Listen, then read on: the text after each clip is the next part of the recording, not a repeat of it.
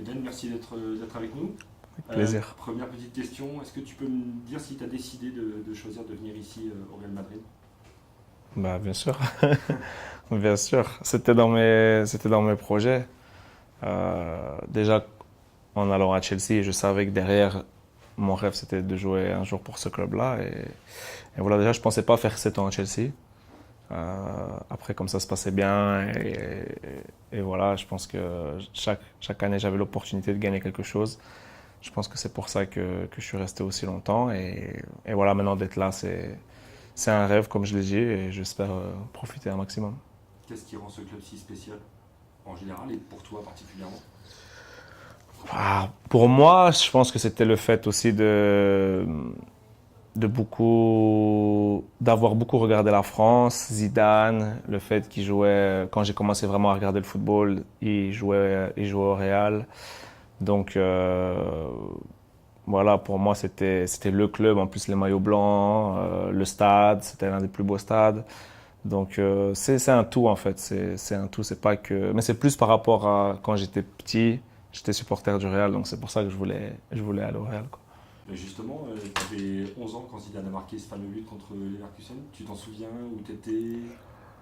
Moi, je pense pas l'avoir vu en direct, parce que voilà, genre, à la maison on regardait pas toujours, on regardait beaucoup de foot, mais pas toujours, et souvent la Ligue des Champions, comme c'était tard, on devait aller dormir à la mi-temps, donc voilà, je me rappelle. Mais le but après, oui, le lendemain, 2 jours après, 3 jours après, je l'ai revu plein de fois, et voilà, je pense qu'avec Torgan, Kylian, on a toujours essayé de le faire dans le jardin aussi. On n'a jamais réussi malheureusement, mais non, en tant que supporter du Real depuis petit, c'était bien, c'était un bon souvenir. Tu as d'autres souvenirs précis du Real justement de quand tu étais enfant, des joueurs, des matchs qui t'ont marqué particulièrement? Plus des joueurs, ouais, plus des joueurs. Raoul à l'époque, voilà, je pense que quand ils avaient les Galacticos, là, c'était quelque chose. Quand Figo était là, quand Ronaldo, Fenomeno était là, c'était beau à voir. Et voilà, le fait que ce soit toutes des stars aussi, jouent ensemble, c'est pour ça que ça nous a attirés aussi. Quand tu es petit, tu vois toutes les stars qui jouent ensemble, tu dis non, le club là, il est exceptionnel. Et voilà, après, tu connais toute l'histoire du Real Madrid, mais on a plus besoin de le dire.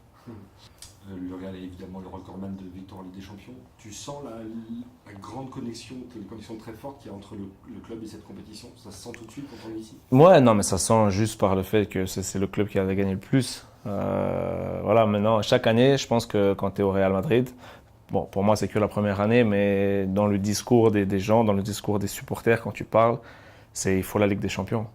Et c'est pour ça que je pense que ils ont tellement été exigeants en Ligue des Champions qu'ils en ont gagné plus que les autres. C'est pour ça.